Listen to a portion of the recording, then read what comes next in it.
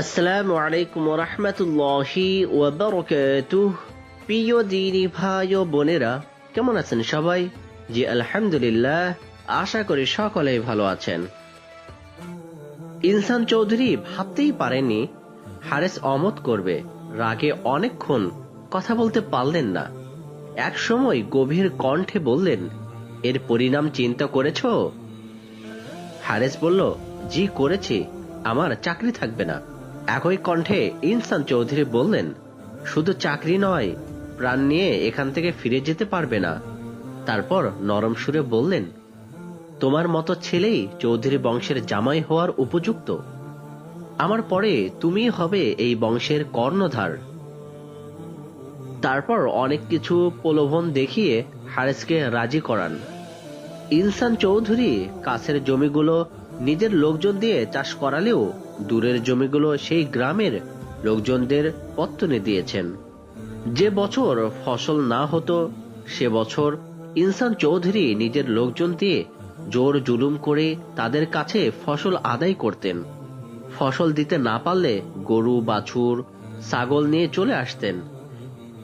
এসব ব্যাপার ছাড়াও ইনসান চৌধুরী মদ ও মেয়ের নেশাও ছিল। তবে গ্রামের মেয়েদেরকে নিয়ে কিছু করতেন না, ঢাকা থেকে বাইজে আনতেন। হারেস ম্যানেজার হয়ে আসার পর এইসব দেখে শুনে ইনসান চৌধুরীর উপর দিন দিন খুব অসন্তুষ্ট হয়ে উঠলেও সাহসের অভাবে প্রতিবাদ করতে পারেননি।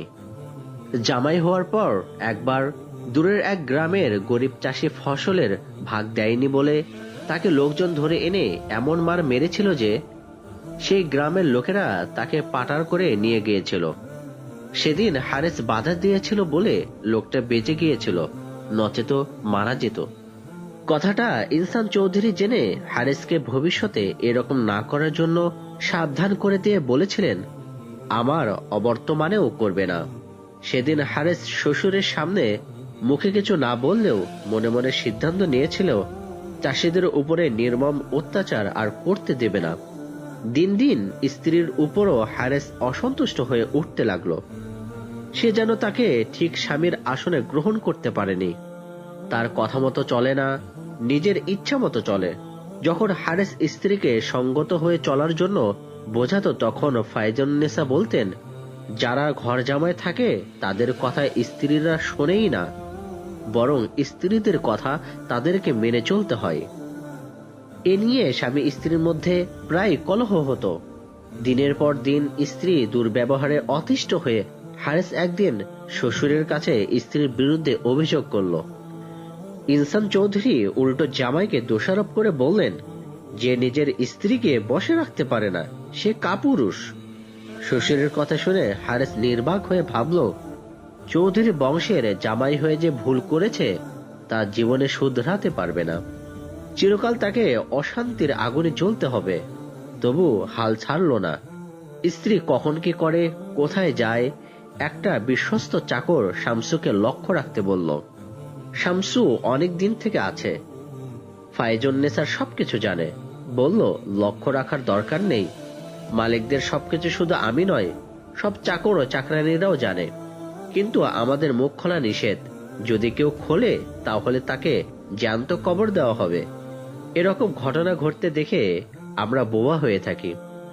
আপনাকে আমরা সবাই খুব ভক্তি শ্রদ্ধা করি, তাই আপনার জন্য আমরা দুঃখ পাই, তবু মুখ খুলতে পারবো না।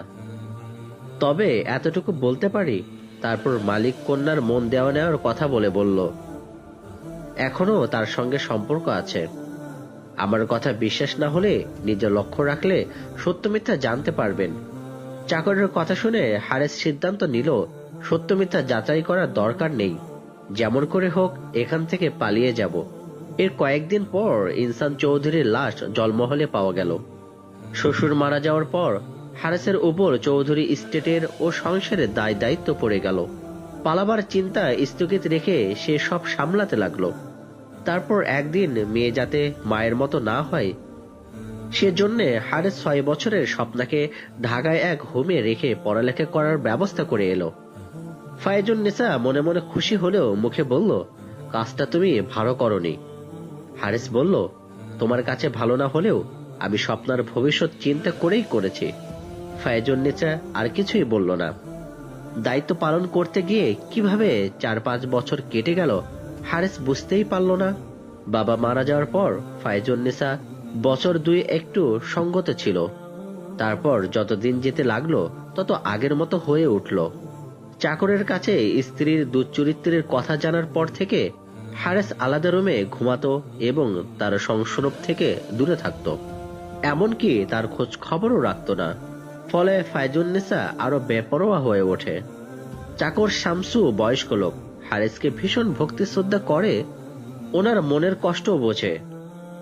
তাই মালিকিনকে আগের মতো হয়ে উঠতে দেখে একদিন হারেসকে বলল, আগে রাতের অন্ধকারে মালিকিনের প্রেমিক এলেও ইদানিং বেলা 3টার দিকে আসে। মালিকিন গেস্ট রুমে তার সঙ্গে দেখা করেন।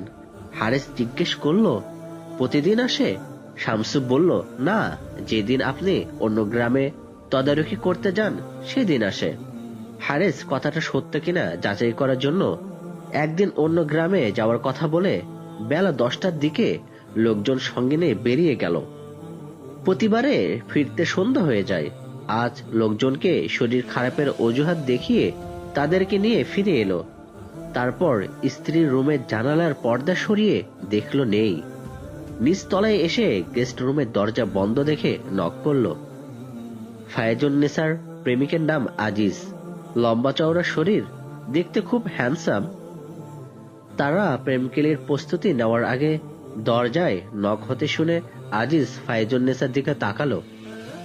ফায়জুন্নেছা দরজায় নক হতে শুনে রেগে লাল হয়ে গেল, কারণ সে জানে কারো ঘাড়ে দুটো মাথা নেই যে এই সময়ে এই রুমের দরজা নক করবে। বারবার নক হতে শুনে রাগে অগ্নিশর্মা হয়ে দরজা খুলে স্বামীকে দেখে চমকে উঠল। মুহূর্তের মধ্যে সামলে নিয়ে বলল, এত তাড়াতাড়ি ফিরলে যে? হারেস তার কথার উত্তর না দিয়ে আজিজের আপত মস্তক দেখে জিজ্ঞেস করল, আপনি কে? এই সময় এখানে কেন?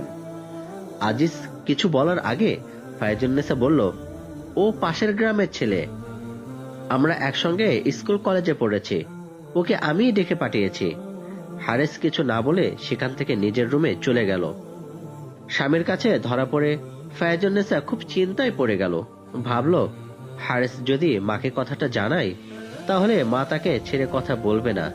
তাই একদিন আজিজের কাছে পরামর্শ চাইল। আজিজ এই সুযোগের অপেক্ষায় ছিল। বলল, তুমি কোনো দুশ্চিন্তা করো না, যা করার আমিই করব। তুমি কি ওকে দুনিয়া থেকে সরিয়ে দিতে চাও? তুমি বললে তা করতে পারি। ইনশাআল্লাহ। আমরা বাকি ঘটনা আগামী পর্বে শুনবো। আর যারা এখনো আমার চ্যানেলটাকে সাবস্ক্রাইব করেন নাই, অবশ্যই সাবস্ক্রাইব করবেন এবং পাশে রাখা বেল আইকনটি বাজিয়ে দেবেন, যাতে পরবর্তী ঘটনার পর্ব আপনাদের কাছে সহজেই পৌঁছে যায়। আসসালামু আলাইকুম ওয়া রাহমাতুল্লাহি ওয়া বারাকাতুহু।